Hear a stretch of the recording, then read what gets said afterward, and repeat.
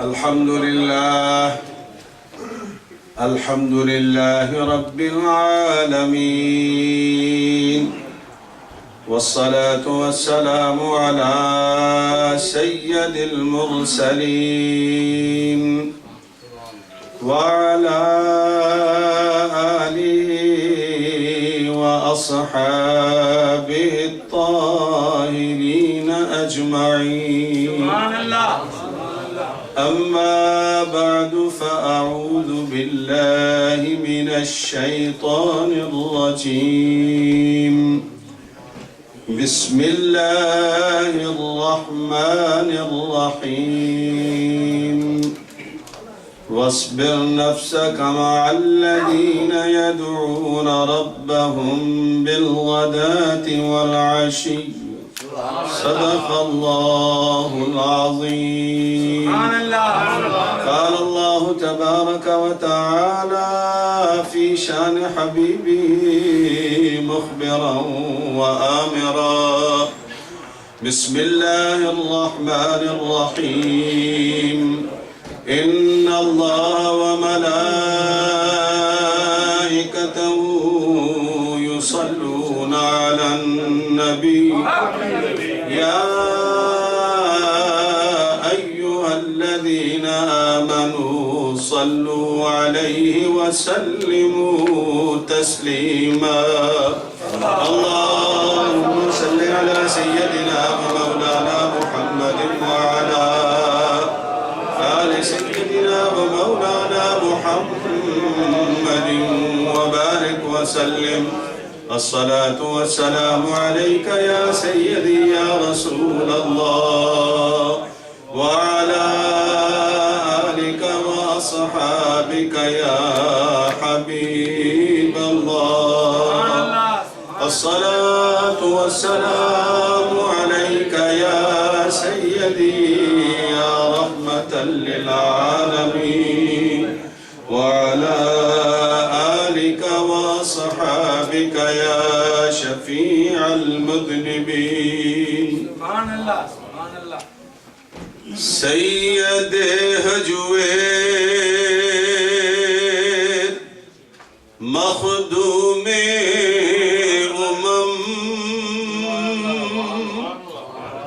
سید حجویر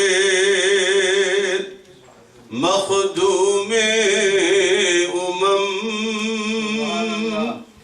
مرقد او پیر سنجر را حرم اور خاک پنجاب از دم او زندگشت. صبح ماہ از مہر او تبندگشت.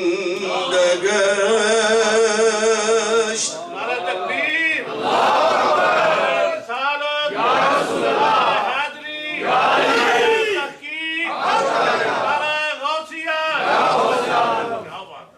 یہ قلندر لاہوری کا داتا ہے، لاہور کے لیے خراج عقیدت ہے. محترم میر مجلس پیر سید صفدر حسین شاہ صاحب آج ہماری اس مجلس کے صدر ہیں، اور جو بانی محفل ہیں حضرت میاں غلام حیدر صاحب اور ان کے جتنے برادران ہیں، میاں عبداللہ صاحب، میاں زبیر صاحب، میاں صدیق صاحب، میاں حارث صاحب، ان کی ساری اولاد وہ ساری آج ہوسٹ ہے. اور اگلے ہفتے جو ہماری مسجد المدنی میں عرس داتا گنج بخش علی حجویری اور عرس اعلیٰ حضرت ہو رہا ہے، اس میں بھی انشاءاللہ یہ مجیب الرحمن لودھی بھی مجیب لودھی اکثر الرحمن کہہ دیتا ہوں ان کو، مجیب لودھی صاحب، شکیل شیخ صاحب اور عابد شیخ صاحب اور میاں حارث صاحب ہوسٹ ہوں گے انشاءاللہ. باقی سب آپ کو دعوت ہے کہ یہ بزرگوں کا دن ہے جو وہاں قریب رہتے ہیں کوئنز میں، تو وہ المدنی مسجد بالکل لغواڑی ایئرپورٹ کے سامنے ہے، 2404 اسٹریٹ ایسٹ ایلمسٹ، بالکل لغواڑی کے سامنے. انشاءاللہ اگلے ہفتے کو یہ پروگرام ہے عرس داتا گنج بخش علی حجویری رحمۃ اللہ علیہ کا عرس اعلیٰ حضرت. تو آپ سارے دوست تشریف لائیں. یا عشاء کی نماز 6:30 بجے عشاء ہوتی ہے ہمارے یہاں جو نمازوں کے اوقات ہیں وہ مقرر ہیں. جس طرح میں اپنے ٹائم کا بڑا پابند ہوں، وہاں نمازوں کے بھی پابندی ہوتی ہے. جتنے بجے نماز لکھی ہوتی ہے اسی وقت نماز ہوتی ہے. الحمدللہ 6:30 بجے نماز ہوگی، اس کے بعد انشاءاللہ یہ پروگرام ہوگا. میرے اور آپ سب کے نبی صلی اللہ علیہ وسلم فرماتے خیر الکلام ما قل و دل. خیر الکلام ما قل و دل. بہترین کلام وہ ہوتا ہے جو مختصر ہو اور جامع ہو.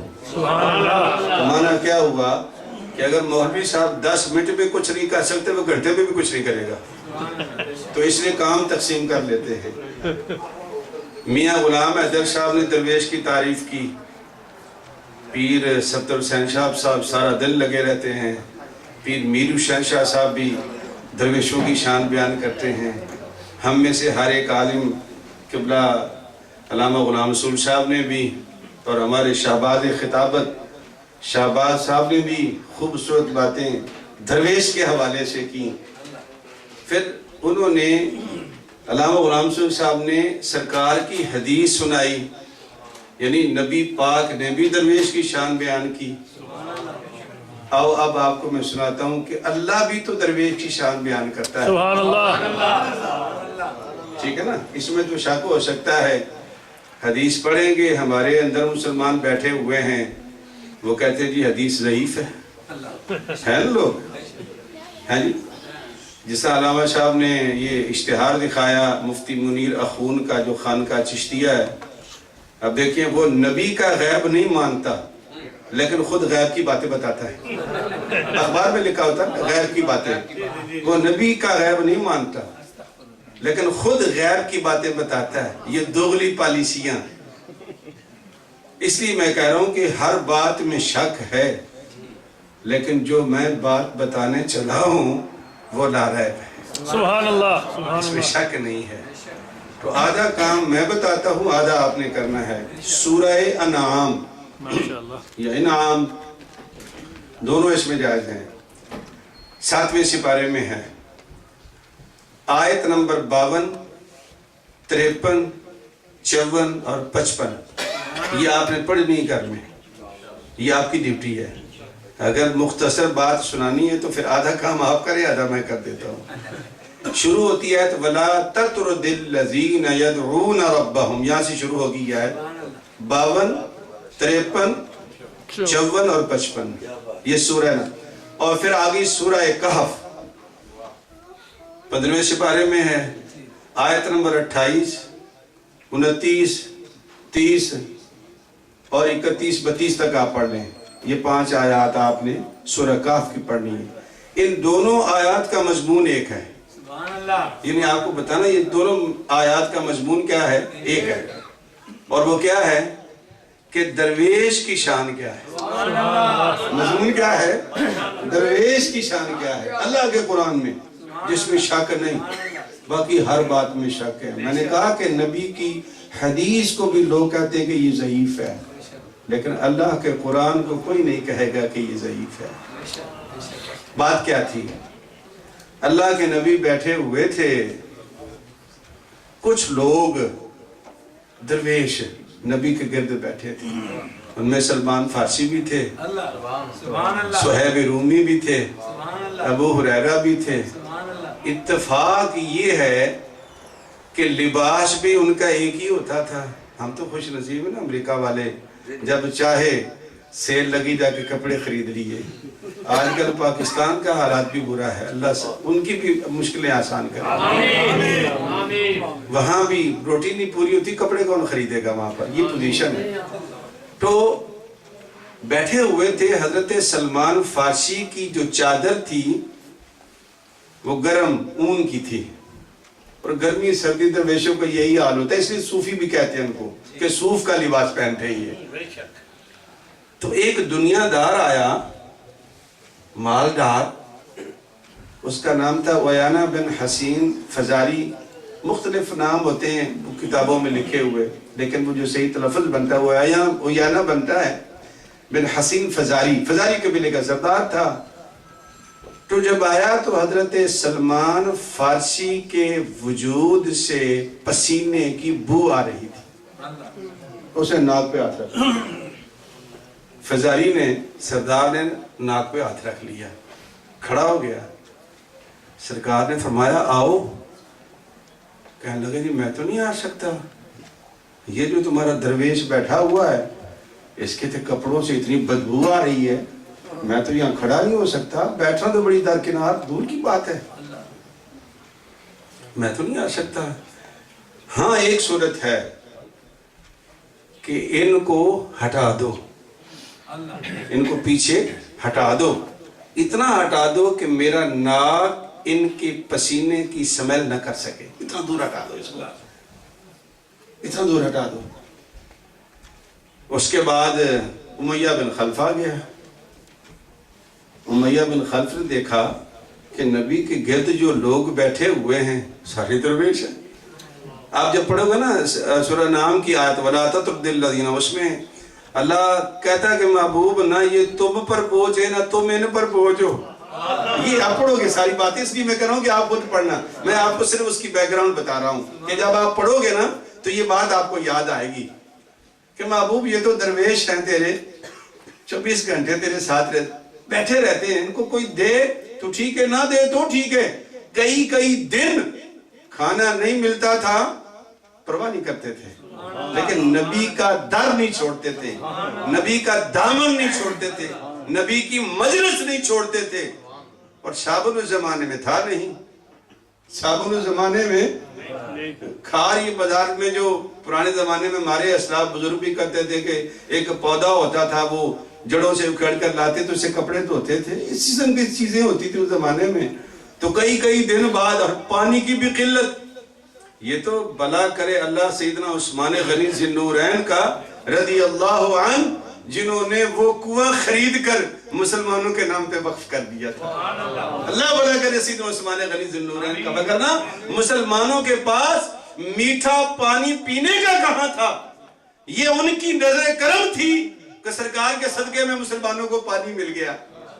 تو اس نے بھی کہا کہ یہ بو آتی ہے، یہ جو کمبل پہنتے ہیں نا اوپر گدڑی ہوتی ہے ان کی، پسینے کے ببکے اٹھ رہے ہیں، آپ ان کو ہٹاؤ یہاں سے۔ تو ہم قریب آتے ہیں، وہ باتیں کر رہے ہیں اور اللہ کا مقدس فرشتہ جبریل آ گیا۔ سبحان اللہ۔ کہ محبوب وَلَا تَطْرُدِ الَّذِينَ يَدْعُونَ رَبَّهُمْ بِالْغَدَاةِ وَالْعَشِيِّ، یہاں لفظ تَطْرُدِ الَّذِينَ، اے محبوب یہ جو درویش بیٹھے ہوئے ہیں جن کے کپڑوں سے بو کے بھوکے اٹھ رہے ہیں، پسینے نکل رہے ہیں، ان کو اپنے سے دور نہ کرنا، ان کو نہ دور کرنا۔ اور پھر وہاں کیا کہا؟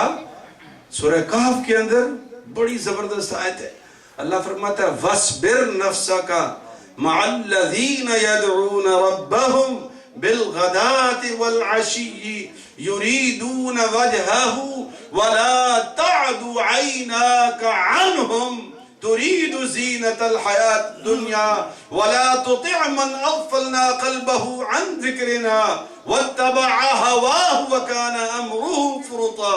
صدق اللہ العظیم۔ محبوب اپنے آپ کو ان کے ساتھ روک لے، جوڑ لے ان کے ساتھ، وہاں تھا دور نہ کر، اور یہاں کیا حکم ہوا؟ ان درویشوں سے جوڑ لے اپنے آپ کو، جوڑ دے ان کو اپنے آپ کو، اور اب اپنی نظریں ان سے نہ ہٹانا۔ وَلَا تَعْدُ عَيْنَاكَ عَنْهُمْ، تو میرا محبوب ہے، یہ میرے درویش ہیں، تیرے مرید ہیں، اب میں خدا یہ کہتا ہوں اب تیری نگاہ ان کی طرف لگی رہے، اب تو جب ان کو دیکھے گا تو گویا کہ مجھے دیکھے گا۔ وَلَا تَعْدُ عَيْنَاكَ عَنْهُمْ، اب آپ اپنی نظریں ان سے نہ ہٹانا، ان پہ جمع، کیوں؟ ان کی نظریں میرے ساتھ لگی ہوئی ہیں۔ اچھا بھی میں اب یہاں چھوڑتا ہوں۔ کتنی آیتیں بتائیے سورہ انعام کی؟ 52، 53، 54 اور 55۔ سورہ کاف کی 28، 29، 30، 31، 32 تک۔ یہ آیتیں خود پڑھنا جا کے، خود پڑھو گے تو آپ کو سمجھ آئے گی کہ جو شان اللہ اپنے درویشوں کی بیان کرتا ہے کوئی مائی کا لال بیان نہیں کر سکتا۔ اسی لیے تو قبلہ علامہ صاحب نے حدیث پاک پڑھی، پھر نبی پاک نے حضور داتا گنج بخش علی حجویری ٹھیک تقریباً 1000 سال پہلے لاہور میں آئے تھے، 400 ہجری کے قریب آپ پیدا ہوئے ہیں۔ مطلب ایک اس بڑی تحقیقی علماء محققین نے، داتا صاحب نے کہیں ذکر نہیں کیا تو انہوں نے خود حساب لگایا ہے کہ 32 یا 33 ہجری میں، 432 یا 33 میں وہ لاہور آئے ہیں، اور ابھی 1433 ہے، کتنے سال ہو گیا؟ 1000 سال ہو گیا نا، تقریباً 1000 سال ہو گیا ہے۔ چونکہ 977 تو عرش ہو رہا ہے نا ان کا، یعنی اس کے بعد پھر 30 سال آپ کی حیاتی بھی رہی، تو آپ نے اس جگہ پر بیٹھ کر اللہ کے دین کی خدمت کی۔ اللہ نے اس درویش کا نام اس طرح بلند کر دیا کہ آج یہاں بھی یاد کر رہے ہیں، اگلے ہفتے المدنی میں ہوگا، ورجینیا میں ہو رہا ہوگا، ہیوسٹن میں چلے جائیں وہاں پر اور سے داتا گنج بخش ہو رہا، پوری دنیا کے اندر۔ ابھی وہ ہمارے وہ منہاج القرآن میں، یہ میں خود الحمدللہ اجمیر شریف حاضری دے کے آیا ہوں، وہاں اتنی بڑی دیگیں ہیں کہ وہ جو داتا گنج بخش کا یعنی فیض یافتہ انسان تھا، جس نے کہا تھا گنج بخش فیض عالم، اس کے دربار پر بھی لاکھوں لوگ روٹی کھاتے ہیں، میں نے آنکھوں سے دیکھا ہے، لنگر وہاں بچھا ہوا، اور اتنی بڑی دیگیں ہیں کہ آپ نے زندگی میں اتنی بڑی دیگیں نہیں دیکھی ہوں گی۔ جہاں داتا صاحب کے در پر لوگ پلتے ہیں، وہاں داتا صاحب جن پر نظر ہو چکی ہے وہاں بھی لوگ پلتے ہیں۔ تو جو درویش کی شان، داتا صاحب کی شان اللہ نے قرآن مجید میں بیان کی ہے، وہ ہم سب مل کر بھی نہیں بیان کر سکتے۔ اللہ ان کا درجہ اور بلند کرے اور ان کے صدقے میں ہمیں معاف کر دے۔ اگلے ہفتے یاد رکھنا انشاءاللہ المدنی مسجد 2404 اسٹریٹ ایسٹ المس میں داتا گنج بخش کا عرس اور اعلیٰ حضرت کا عرس، وہ بھی بہت ضروری ہے انشاءاللہ۔ تو تشریف لائیں۔